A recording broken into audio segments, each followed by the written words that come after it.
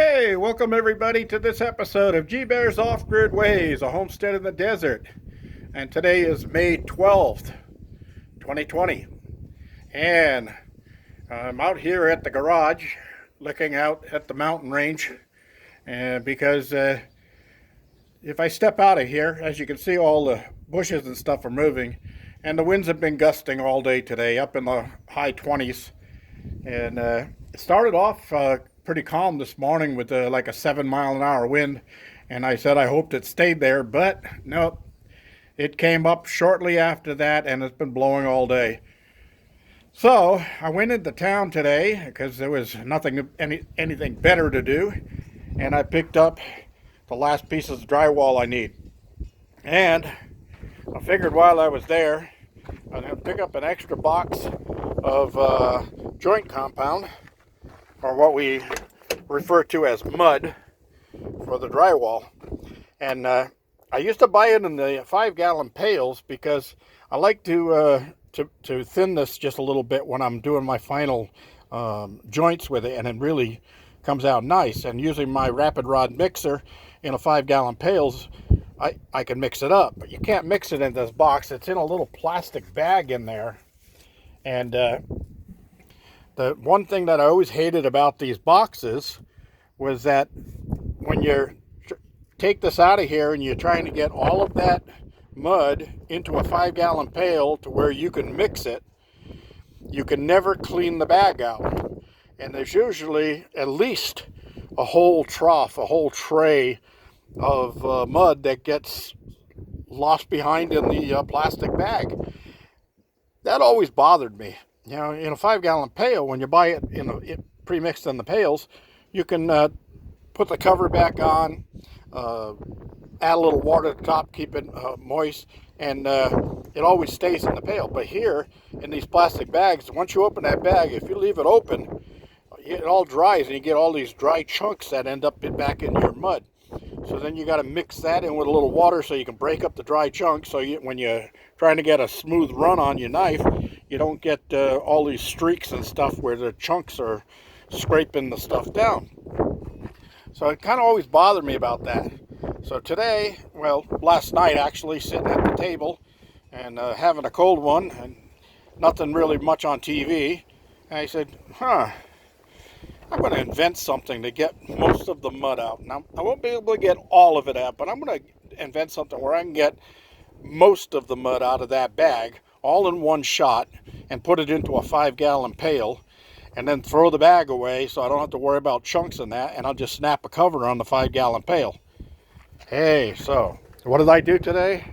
After I picked up my materials that I needed, came back here and I started inventing. What's that contraption? Yeah, some of you are saying, hey, not a bad idea, huh?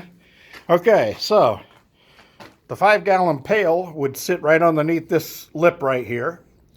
And then you start with the bottom of the bag first and put it in between the two rollers there. And then you turn this roller. And of course, when you turn in this roller, it's going to pull the bag into there. And then this roller will turn also. So it'll just squeeze all of the mud out, which will be dropping right down into the 5-gallon pail down here. And when it gets to the end, whatever little bit drops off in here or on the back side, I can take a drywall knife and clean that up and put it in the pail. It's a very little waste. So this was my little contraption invention today, and I spaced it here so it's got just enough room for 2 layers of the plastic bag and maybe a little extra so that it doesn't get jammed in there. And if it comes to be a need be, what I can do is I can take out these are lags that are going into the roller. I can take out those lags and I can elongate a hole in here using my router so that I can have an adjustment. And then I'll put a wing nut lock washer on it and lock it down so that it won't go anywhere. So for the handle, for the crank handle here, what I did was I took a piece of all thread that I had laying around, I heated it up and bent it in 2 places, and the 2 nuts on here are so that they're locked in there. Then I put a little bit of glue on the end of it, and I threaded it into the wood roller. And I know that's not going to be enough. When I put some pressure on there, it's going to be a problem. So what I'm going to do, I'm going to call it a day now, but what I'm going to do is I'm going to end up drilling a hole right here, going all the way down to where the awl thread goes in. The awl thread goes in about 3 inches or so, 2.5, 3 inches into this roller. But I'll drill a hole down right about here, and then I'll put a long set screw.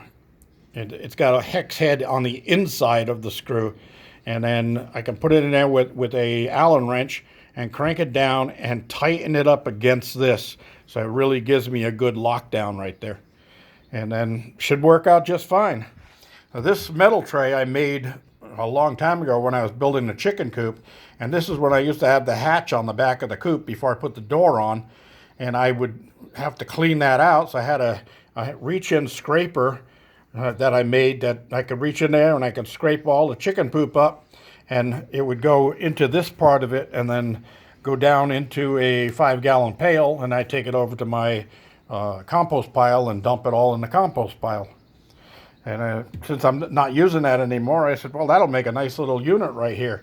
So once the bag comes out here and drops down onto here, there won't be a mess anywhere. If there is, it's on galvanized metal, easy to clean up.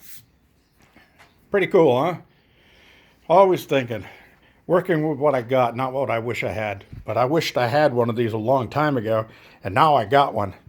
And the rollers, I made those out of a couple of pieces of 4x4 I had laying around. And I took them into my wood lathe and turned them and rolled them off, and then ran a piece of sandpaper on there. But I left some of the grain in there, so it's got like almost like teeth to grab as it's going.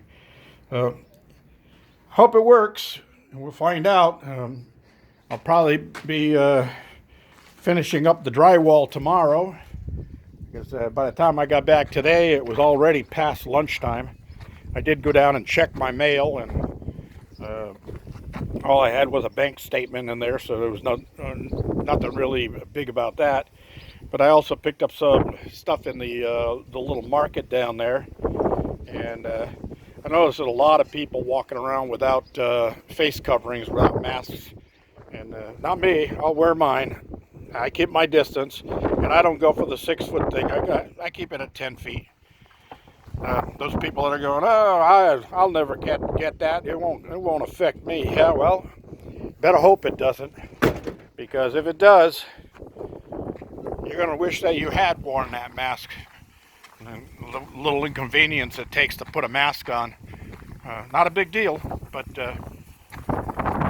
a scary thing, that virus. All right, everybody.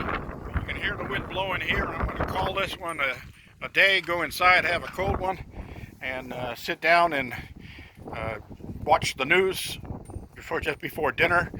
I made chicken stew last night, and it was really, really good. But I made 2 helpings, and I was going to have rainbow trout tonight. But since I already have that stew made up, I think I'll just heat up the second half of that stew and eat that, get rid of the leftovers that I have, because it was really good.